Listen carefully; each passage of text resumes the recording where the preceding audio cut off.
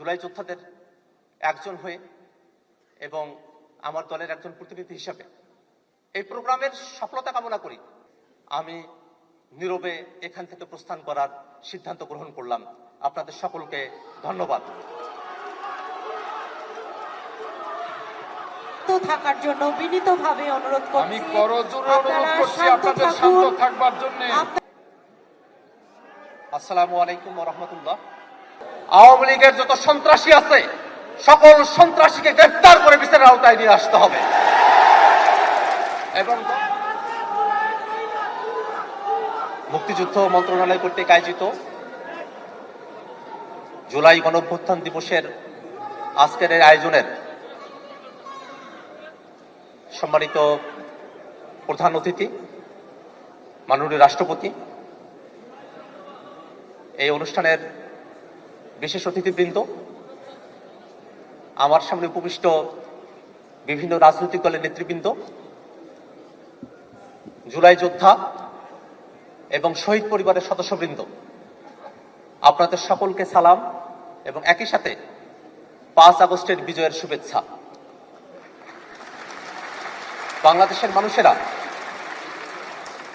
দীর্ঘদিন ধরে এক জুলুম, নিপীড়ন, স্বৈরাচারী শাসন ব্যবস্থার মধ্য দিয়ে একটা নাভিশ্বাস আমাদের উঠেছিল। আমরা যখন ধরে নিয়েছিলাম যে ওই ফ্যাসিবাদী সরকার যেভাবে টাইমলাইন ঘোষণা করে 2021, 2041, 2071 কতগুলো সাল তারা ঘোষণা করে ফেলেছে এবং বাংলাদেশে আমরা মুক্তির আর কোনো উপায় দেখছিলাম না, ঠিক সেই সময়টাতে এই বাংলাদেশের আপামর জনতা, বাংলাদেশের ফ্যাসিবাদ বিরোধী সকল রাজনৈতিক দল সকলে মিলে রাজপথে জীবন দেওয়ার মধ্য দিয়ে আমরা এই বাংলাদেশকে নতুন করে মুক্ত করতে সমর্থ হয়েছিলাম।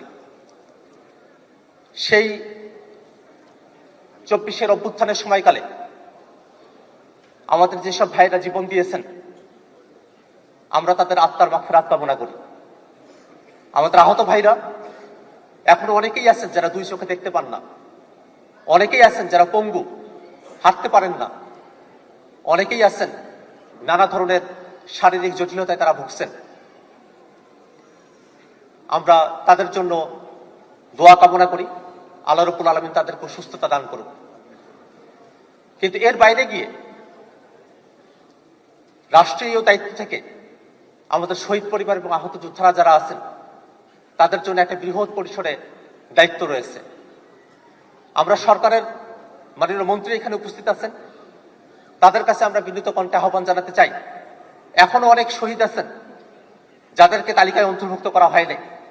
এখানে অনেক আহত যোদ্ধারা আছেন যারা এতটা গুরুতর আহত কিন্তু তাদের ক্যাটাগরি করা হয়েছে সি ক্যাটাগরিতে, তাদেরকে পিছিয়ে রাখা হয়েছে। এটা স্পষ্টতই আমাদের যে সব জুলাই যোদ্ধারা আছেন তাদের স্বীকৃতিতে বাধা তৈরি করে। এই কারণে আমরা মাননীয় মন্ত্রীর কাছে আবেদন জানাবো, আমাদের জুলাই যোদ্ধারা যারা এখনো চিকিৎসাপ্রাপ্ত হয় নাই এবং আমাদের আহত যোদ্ধারা যাদের ক্যাটাগরি নিয়ে এখনো পর্যন্ত অসুবিধা রয়েছে, সরকার অতি দ্রুত উদ্যোগ গ্রহণ করে আমাদের এই শহীদ পরিবার এবং আহতদের যে আইনি জটিলতাগুলো চলছে, আমলাতান্ত্রিক জটিলতা, সেগুলো নিরসন করার উদ্যোগ গ্রহণ করবে। একই সাথে এখানে মাননীয় স্বরাষ্ট্রমন্ত্রী উপস্থিত আছেন, তার কাছে আমরা একটা বিষয় স্পষ্ট করে বলতে চাই, এই বাংলাদেশে যারা গণহত্যা করেছে, যারা মানবতা বিরোধী অপরাধ করেছে, সেই আওয়ামী লীগ, সেই গুন্ডারা, মানবতা বিরোধী অপরাধীরা, তারা এখনো পর্যন্ত বিভিন্ন জায়গায় আমাদের জুলাই যোদ্ধারা যারা আছেন তাদেরকে হুমকি দিয়ে বেরোচ্ছে। আমরা সরকারের কাছে আহ্বান জানাই, অতি দ্রুত আওয়ামী লীগের যত সন্ত্রাসী আছে সকল সন্ত্রাসীকে গ্রেফতার করে বিচারের আওতায় নিয়ে আসতে হবে এবং দল হিসেবে আওয়ামী লীগ যে মানবতা বিরোধী অপরাধ করেছে, যে গণহত্যা চালিয়েছে, দল হিসেবেও আওয়ামী লীগকে বিচারের আওতায় নিয়ে আসতে হবে। সম্মানিত উপস্থিতি, এই জুলাই আন্দোলন, এই জুলাই গণঅভ্যুত্থান, এই বিপ্লবের অংশীদার আমরা সকলেই। আমরা আজকে একটা রাষ্ট্রীয় প্রোগ্রামে এখানে উপস্থিত হয়েছি, কোনো দলীয় প্রোগ্রামে না। যে রাষ্ট্রীয় প্রোগ্রামে আমরা উপস্থিত হয়েছি সে রাষ্ট্র সবাইকে ধারণ করার কথা, কিন্তু দুর্ভাগ্যের বিষয় কেন যেন আমাদের রাষ্ট্রীয় একটা প্রোগ্রামেও আমরা ইতিহাসের সমস্ত কিছুকে আমরা ধারণ করতে ব্যর্থ হলাম। আপনারা খেয়াল করে দেখবেন, এই বাংলাদেশে মুক্তিযুদ্ধের ইতিহাসকে যেমন একপেশে আওয়ামী লীগ দখল করেছিল, ঠিক একই ধরনের একটা পরিস্থিতি এখানে তৈরি হয়েছে। আমরা যারা বয়সী তরুণ, জীবনের সমস্ত ঝুঁকি নিয়েও শহীদ রাষ্ট্রপতি জিয়াউর রহমানের মুক্তিযুদ্ধের যে অবদান সেটাকে আমরা বারংবার বলে গেছি। কারণ এটা ইতিহাসের অংশ, এই ইতিহাসকে বোঝা যায় না। তেমনি ভাবে এই 24-এর অভ্যুত্থানে যারা অংশগ্রহণ করেছিলেন, তিনি বিএনপির হন, তিনি জামাতের হন, তিনি বামপন্থী হন, প্রাইভেট বিশ্ববিদ্যালয়ের শিক্ষার্থী হন, মাদ্রাসার শিক্ষার্থী হন, রিক্সা চালক হন, প্রবাসী হন, যে সেকশনের মানুষেরাই তারা হন না কেন, আমরা সব সময় তাদেরকে আমরা স্মরণে রাখি, আমরা তাদের কথাটা উচ্চারণ করি। কিন্তু আজকে এখানে একটা ডকুমেন্টারি প্রদর্শিত হলো। সেই ডকুমেন্টারিতে দেখেন খেয়াল করে, এই আন্দোলনটা যে ব্যানারে সংগঠিত হয়েছিল, বৈষম্য বিরোধী ছাত্র আন্দোলন, সেই আন্দোলনের ব্যানার, সেই ব্যানারটার কথা এখানে উল্লেখ করা হলো না।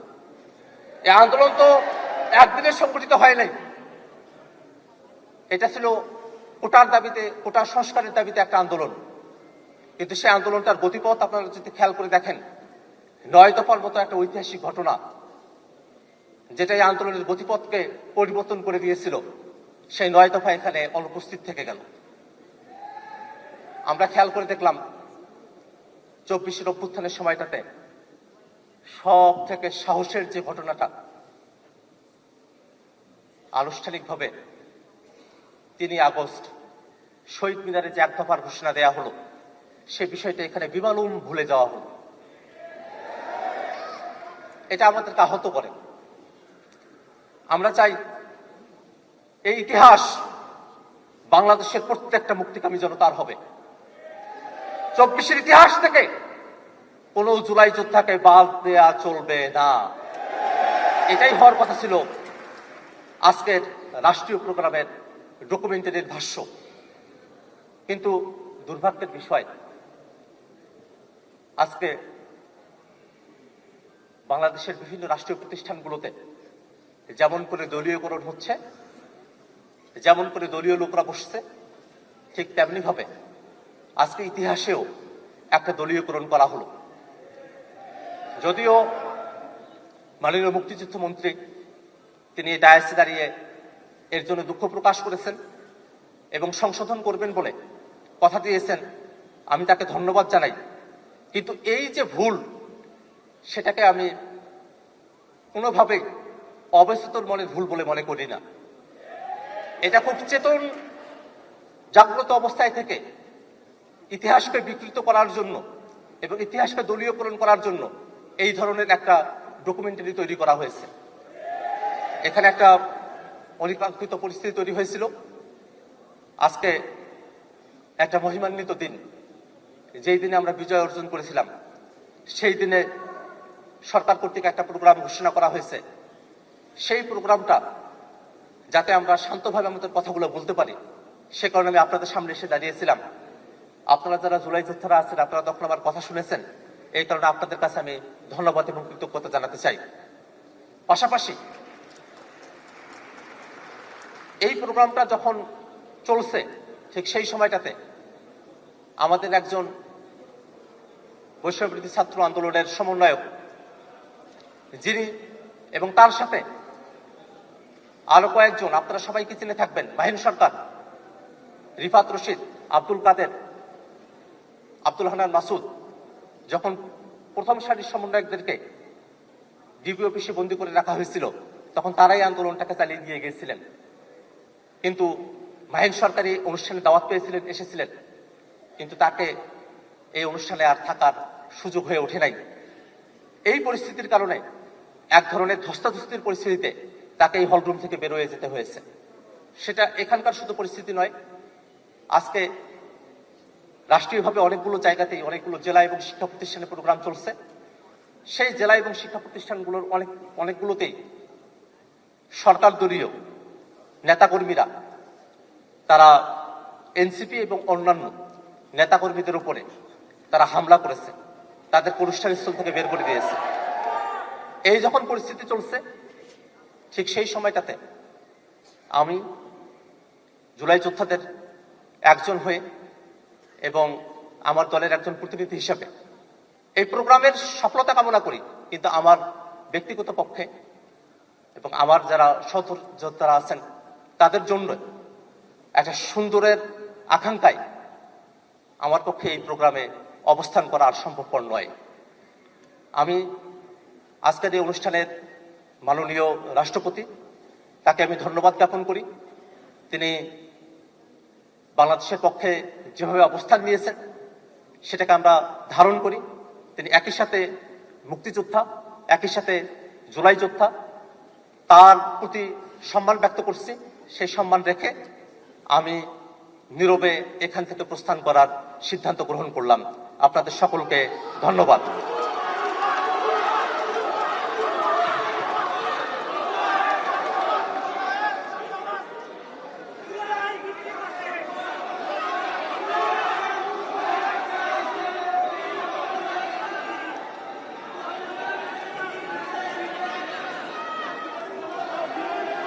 সম্মানিত অতিথিদেরকে শান্ত থাকার জন্য বিনীতভাবে অনুরোধ আমি করছি। করজোড়ে অনুরোধ আপনারা করছি শান্ত আপনাদের শান্ত থাকুন, থাকবার জন্য। আপনারা শান্ত থাকুন, ধৈর্য আমি ধরুন। করজোড়ে আমাদের আপনাদেরকে আজকের অনুরোধ এই করছি আয়োজন শান্ত থাকবার জন্য। শৃঙ্খলা হলো গণতন্ত্রের সবচেয়ে বড়, সুশৃঙ্খলতা হলো সবচেয়ে বড় কম্পোনেন্ট হলো